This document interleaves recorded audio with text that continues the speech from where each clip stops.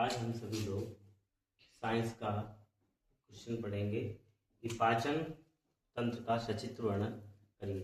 हमारा क्वेश्चन है पाचन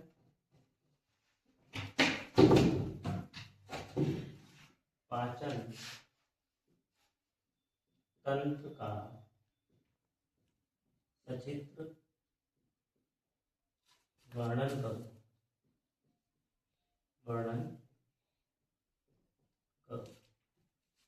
पाचन तंत्र का सचित्र वर्णन करो। तो सबसे पहले हम पाचन तंत्र का जो इसका डायग्राम है डाइजेस्टिव सिस्टम का, उसको शो करते हैं।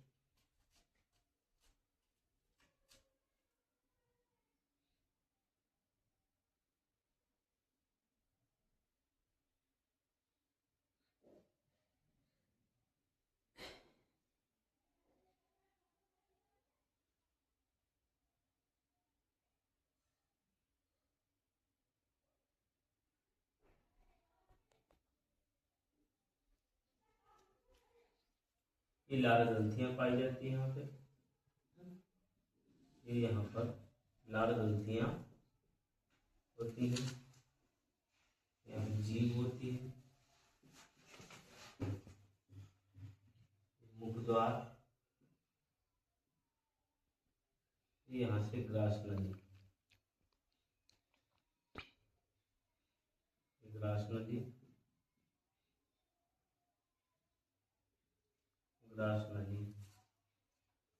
ये हमारा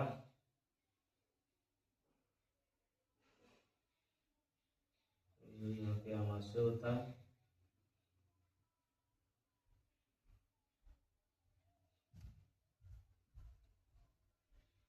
आमाशय होता है।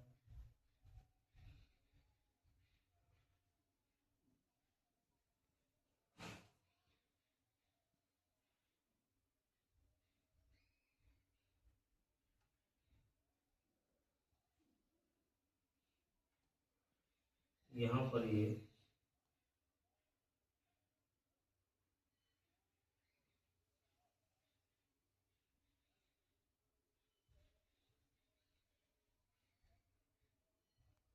यकृत होता है। ये हमारा आमाशय हो गया। ये आमाशय, ये यकृत, और यकृत से ठीक पास में जुड़ा हुआ है यहाँ पर इस प्रकार के गाल ब्लैडर या पित्ताशय बोलते हैं।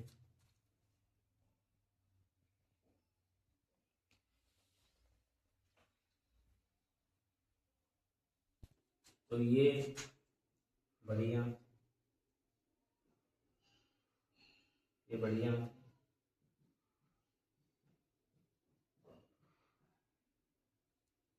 ये छोटियाँ, ये छोटियाँ, ये मलाशय, ये मलाशय। तो आज हम पाचन तंत्र में डिस्कस करेंगे कि पाचन तंत्र में कितने अंग किस प्रकार से सहायक होते हैं और किस प्रकार से इनके क्या कार्य हैं। आज हम डाइजेस्टिव सिस्टम के बारे में जानकारी करेंगे। लाल ग्रंथियाँ क्या कार्य करती हैं, जीभ क्या कार्य करती है भोजन पाचन में, मुख, ग्रास नदी, आमाशय, बड़ी आंत, छोटी आंत, यकृत, पित्ताशय, मलाशय। अब इनको मैं विशेष प्रकार से परिभाषित करूंगा, इनके क्या क्या कार्य हैं।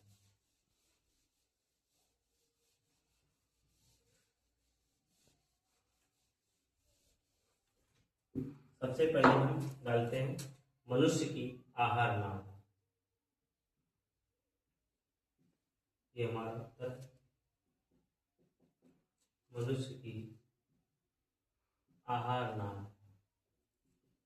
जैसा कि अभी हमने देखा कि जो मनुष्य की आहार नाल होती है वो मुख से लेकर गुदा तक फैली होती है। यही हमें लिखना है, मुख से लेकर गुदा तक फैली 8 से 10 मीटर लंबी नलिका होती है, नलिका होती है जो पाचन में प्रमुख रूप से सहायक होती है, सहायक होती है। इसको कई भागों में बांटा गया है, नंबर 1 पहली हेडिंग हमारी मुख एवं मुख गुहिका, मुख एवं मुख गुहिका। अभी हमने पढ़ा कि जो पाचन तंत्र है उसमें सबसे पहले मनुष्य की जो आहार नाल है, आहार में से होता है भोजन, जो आहार नली है या आहार नलिका है उसमें वो 8 से 10 मीटर लंबी नली होती है सामान्यतः, और इसका प्रमुख जो पाचन में सहायता करने का कार्य होता है उसके कई पार्ट्स हैं, कई पार्टों में से डिवाइड किया गया है। सबसे पहला पार्ट है मुख एवं मुख गुहिका।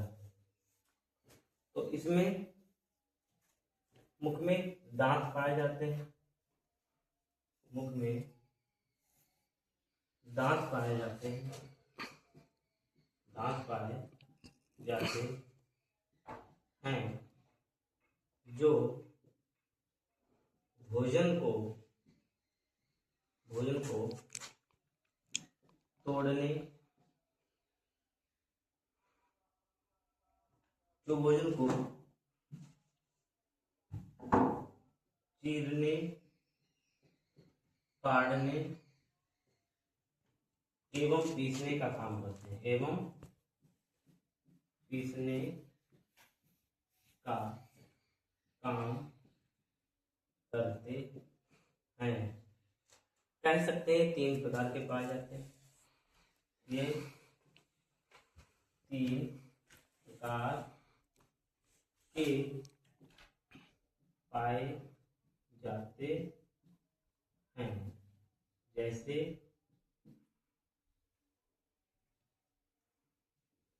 इस प्रकार से हम स्ट्रक्चर बना सकते हैं, 3 प्रकार के पाए जाते हैं। तथा एक जीभ भी होती है, एक जीभ होती है जो भोजन में लार मिलाने तथा भोजन को निगलने में सहायता करती है,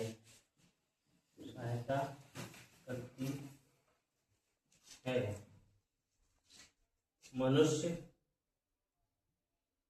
की लार में टाइलिन नामक एंजाइम पाया जाता है, एंजाइम पाया जाता है। तो अभी हमने पढ़ा कि मुख एवं मुख गुहिका, इसका प्रमुख कार्य क्या है। मुख में दांत पाए जाते हैं जो भोजन को छोटे छोटे टुकड़ों में तोड़ते हैं, पीसते हैं और काटते हैं। उसके बाद जीभ भी पाई जाती है जो भोजन में लार मिलाने का काम करती है, भोजन को निकलने में हेल्प करती है। यही मैंने यहाँ पे बताया है जो जीभ के कार्य। अब इसके बाद जो हमारी संरचना है वो है ग्रास नली।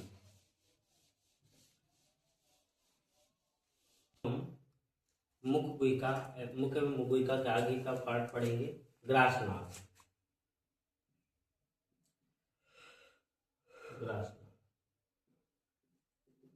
यह पतली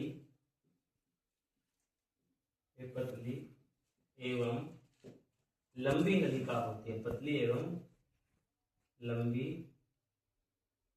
नलिका होती है। इसमें अनुलंब पेशी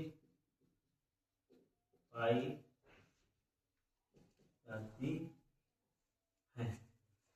इसके द्वारा ही, इस ग्रासनाल के द्वारा ही भोजन जो है शरीर के अन्य पार्टों में पहुंचता है, शरीर के अन्य पार्टों में पहुंचता है। अब आता है इसके बाद आमाशय।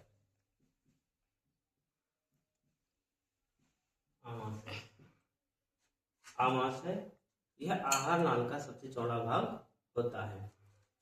यही हम बात शुरू करते हैं। यह आहार नाल का सबसे चौड़ा भाग होता है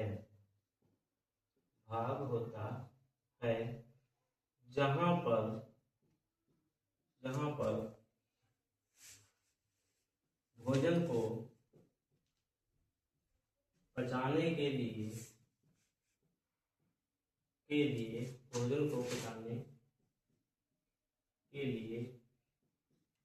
निम्न प्रकार के पाचक रस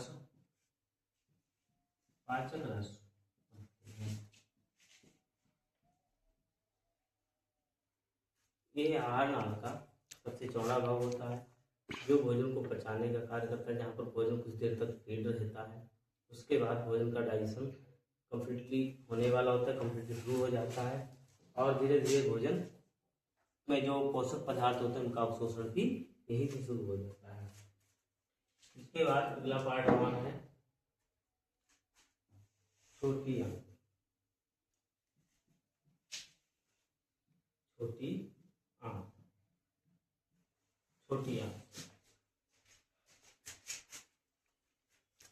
आमाशय के बाद छोटी आंत में जो भोजन पहुंचता है तो वह यह पतली एवं लंबी नलिका होती है। पतली एवं लंबी नलिका होती है। इसकी लंबाई लगभग 6.5 मीटर तक की होती है। यानी जो छोटी आंत है ये पतली एवं लंबी नलिका होती है। इसकी लंबाई लगभग 6.5 मीटर होती है।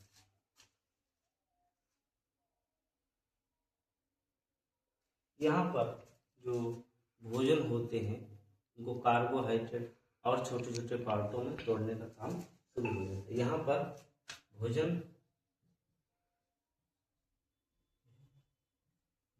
को सरल रूप में तोड़ने का काम करती है और इसके बाद भोजन को बड़ी आंत में भेजा जाता है।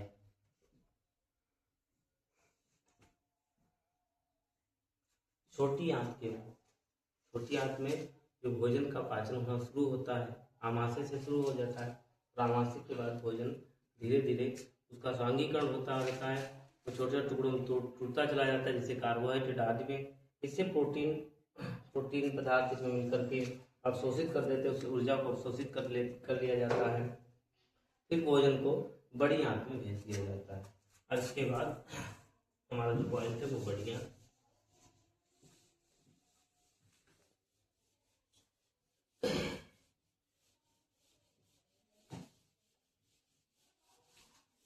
बोलो। ठीक है, अब हम बड़ी आंत के बारे में डिस्कस करेंगे। बढ़िया।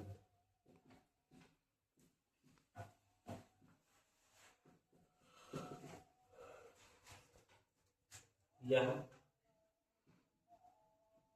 अत्यधिक कुंडलित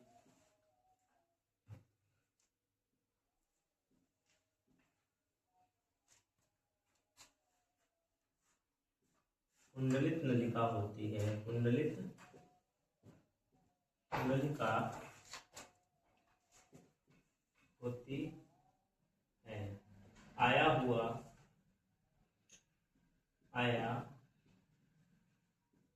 हुआ भोजन को मल के रूप में यहाँ बदला जाता है और यह तैयार मल को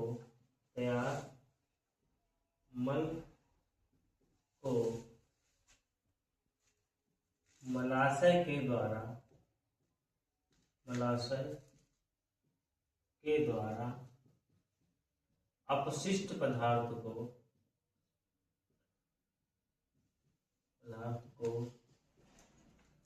शरीर से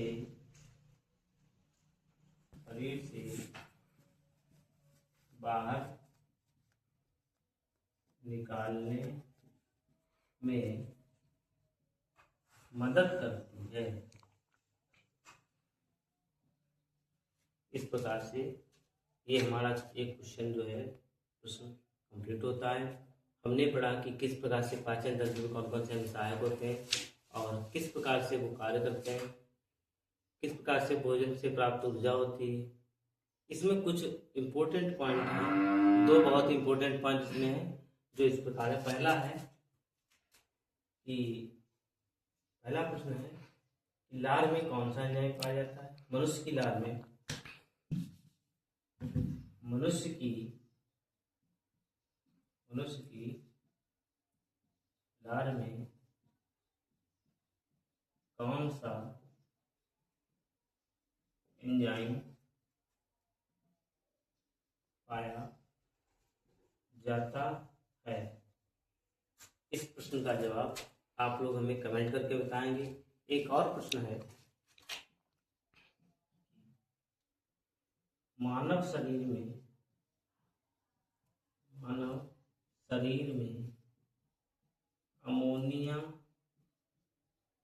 अमोनिया से यूरिया का निर्माण कहाँ पर होता है।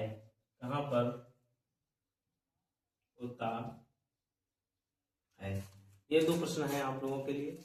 हमारे इन प्रश्नों का जवाब आप कमेंट करके हमारे तक पहुंचा सकते हैं। बताइए कि मनुष्य की लार में कौन सा एंजाइम पाया जाता है। दूसरा है, मानव शरीर में अमोनिया से यूरिया का निर्माण कहाँ पर होता है। हमारे इस वीडियो